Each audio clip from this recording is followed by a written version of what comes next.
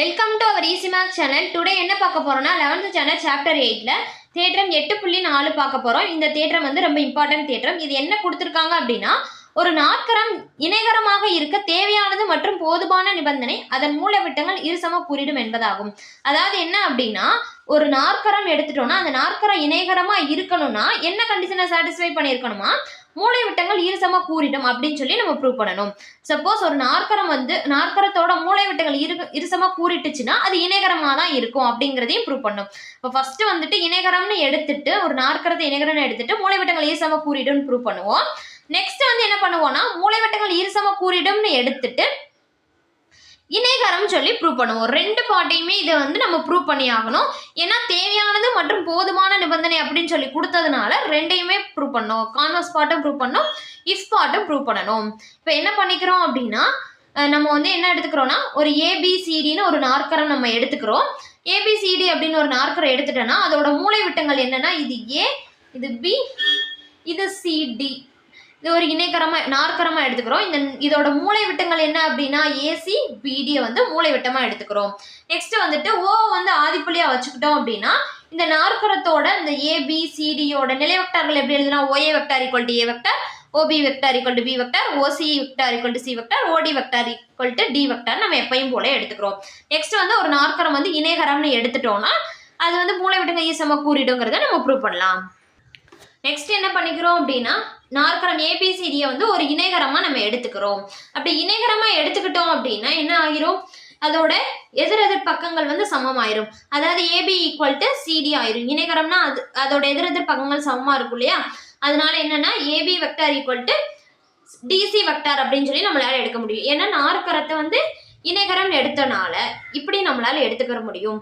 அப்ப இப்படி எடுத்துக்கிட்டோம்னா நம்ம என்ன சொல்லணும், அதோட மூலைவிட்டங்கள் இருசம கூறிடும்ங்கிறத நம்ம சொல்ல போறோம். அப்ப AB vector equal to DC vector. AB வெக்டாரை நம்ம எப்படி எழுதிக்கலாம், எந்த ஒரு வெக்டார் எடுத்தாலும் அதை வந்து நிலை வெக்டார்களா எழுத முடியும். இப்ப ஏபி வெக்டார் எப்படி எழுதுனா, B vector minus OC vector. DC vector எழுதுனா equal to OC vector minus OD வெக்டார்னு எழுதிக்கிறோம். இப்ப இந்த ஒவ்வொரு நிலை வெக்டாருக்கும் நம்ம என்னென்னு எடுத்து வச்சிருக்கோம் இல்லையா, OB vector equal to B vector எடுத்து வச்சிருக்கோம். So OB vector equal to B vector minus OA vector equal to A vector எடுத்து வச்சிருக்கோம். அப்ப A vector equal to OC vector C vector, OD vector D vector. அப்ப C vector minus D vector. Next என்ன பண்றோம்னா, plus டேர்ம்ல ஒரு சைடும் minus டேர்ம்ல ஒரு சைடும் நம்மளோட கன்வீனியன்ட்காக கொண்டு போய்க்கிறோம். அப்ப B vector minus D vector இந்த சைடு வந்துச்சுன்னா plus D vector equal to C vector minus A vector இந்த சைடு வந்துச்சுன்னா பிளஸ் A vectorனு வந்துரும். நெக்ஸ்ட் என்ன பண்றோம்னா, ஒரு 1/2ஆல ரெண்டையும் மல்டிபிள் பண்ணிடுறோம். ஏன் அப்படின்னா, மூலைவிட்டங்கள் இருசம கூறிடும் சொல்லி பாதியா நமக்கு கொண்டு வரணும் இல்லையா, பாதின்றது வரணுங்கிறதுக்காக ஒரு 1/2ஆல ரெண்டு சைடு மல்டிபிள் பண்ணா வேல்யூ நமக்கு சேஞ்ச் ஆக போறது இல்லை. அதனால B vector plus D vector by 2 equal to A vector plus C vector by 2னு வந்துரும். அதாவது என்ன கிடைச்சிருச்சு அப்படின்னா, B vector plus D vector by 2னா என்ன அர்த்தம், இந்த BD வெக்டாரோட மையப்புள்ளி எப்படி கண்டுபிடிப்போம், இது வந்து நம்மளோட B வெக்டார், இது நம்மளோட D வெக்டார். அப்ப இதோட மையப்புள்ளி எப்படி கண்டுபிடிப்போம், B vector plus D vector ரெண்டு வெக்டாரே கூட்டி ரெண்டால டிவைட் பண்ணா இதோட மையப்புள்ளி கிடைக்குது. அப்ப இதோட மையப்புள்ளி தான் இது. நெக்ஸ்ட் ஏசியோட மையப்புள்ளி ஏதாவது வரும், A vector plus C vector divided by 2. இதோட மையப்புள்ளி கண்டுபிடிச்சோம்னா இந்த ரெண்டு வெக்டாரே கூட்டி ரெண்டால டிவைட் பண்ணா இந்த ஏசியோட மையப்புள்ளி கிடைச்சிது. அப்ப பிடியோட மையப்புள்ளியும் ஏசியோட மையப்புள்ளியும் நமக்கு எப்படி வந்துருது, ஈக்குவல்னு வந்துருது. இப்ப ரெண்டுமே ஈக்குவல்னா ஒரே பாயிண்டா இருந்துச்சுன்னா என்ன அர்த்தம், அப்ப இந்த மூலைவிட்டங்கள் ரெண்டும் வந்து இருசமமா கரெக்டா பாதியா வந்து நம்ம டிவைட் பண்ணுது அப்படிங்கறத இதுல இருந்து நம்ம சொல்லிடலாம். சோ அதை நம்ம சொல்லிட்டோம். நெக்ஸ்ட் என்ன பண்ணிடுறோம்னா, நாற்கரத்தின் மூலைவிட்டங்கள் இருசம கூறிடும் அப்படின்னு சொல்லி நம்ம எடுத்துக்கிட்டு அது வந்து இணைகரமா இருக்கும் அப்படின்னு சொல்லி நம்ம ப்ரூவ் பண்ண போறோம். இப்ப நாற்கரத்தோட மூலைவிட்டங்கள் வந்து இருசம கூறிடுனா என்ன அர்த்தம், அப்ப அதோட மைய புள்ளிகள் வந்துட்டு நமக்கு சமமா இருக்குன்னு அர்த்தம். அதான அர்த்தம். இங்க என்ன ப்ரூவ் பண்ணோம், பிடியும் ஏசியும் நமக்கு என்னவா இருந்துச்சு, இதோட மையப்புள்ளியும் சமமா இருந்துச்சு, இருசம கூறிடுனா அந்த கண்டிஷன் தான் வந்துச்சு.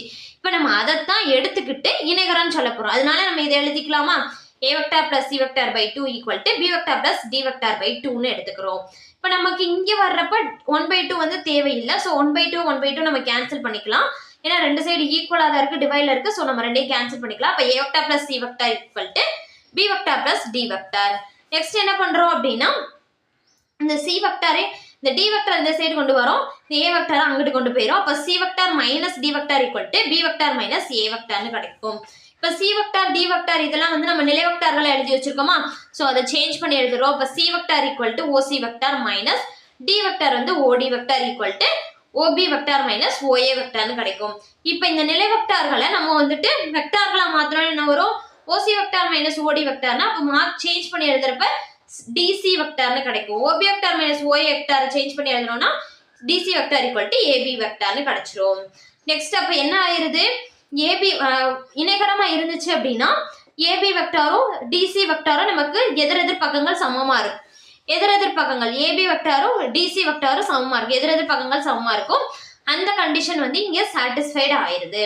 நெக்ஸ்ட் என்ன அப்படின்னா இந்த பக்கமும் சமமாயிருது. இன்னொரு கண்டிஷன் என்ன சொல்லணும், ஏடி வெக்டாரும் பிசி வெக்டாரும் சமமா இருக்கும்ல, எதிரெதிர் பக்கங்கள் சமம்னா இந்த ரெண்டு பக்கமும் சமமா இருக்கணும், இந்த ரெண்டு பக்கமும் சமமா இருக்கணும், ரெண்டையுமே சொல்லணும். இதை ஃபர்ஸ்ட் சொல்லிட்டோம். நெக்ஸ்ட் இதையும் சொல்லிட்டோம்னா நமக்கு வேலை முடிஞ்சிடும். இப்போ இதையும் சொல்றதுக்கு என்ன பண்றோம் அப்படின்னா already A vector plus C vector equal to B vector plus D vector இருக்கு இல்லையா, இதுல இருந்து என்னன்னா இந்த டி வெக்டார் இந்த சைடு கொண்டு போயிடும், சி வெக்டார் இங்கிட்டு கொண்டு வந்துடும்.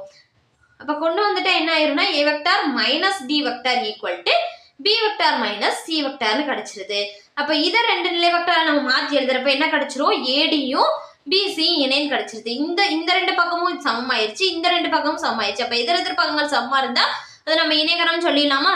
ஸோ நம்ம என்ன சொல்லிடலாம்னா ஏடி மற்றும் பிசி வந்துட்டு இணைகரம் அப்படி இதுவும் சமமாயிருச்சு. ஸோ ஏபிசிடி ஒரு இணைகரம் சொல்லியாச்சு. இப்போ இதுல ரெண்டு பார்ட் ப்ரூவ் பண்ணியிருக்கோம். ஃபர்ஸ்ட் வந்து நாற்கரத்தோட மூலைவிட்டங்கள், நாற்கரம் வந்து இணைகரமா இருந்துச்சுன்னா மூலைவிட்டங்கள் இருசம குறியீடுன்னு ப்ரூவ் பண்ணோம். நெக்ஸ்ட் பார்ட்ல என்ன ப்ரூவ் பண்ணோம் அப்படின்னா நாற்கரத்தோட மூலைவிட்டங்கள் ஒரு இருசம குறியிடுச்சுன்னா அது ஒரு இணைகரமா இருக்கும்ன்றதை ப்ரூவ் பண்ணிட்டோம்.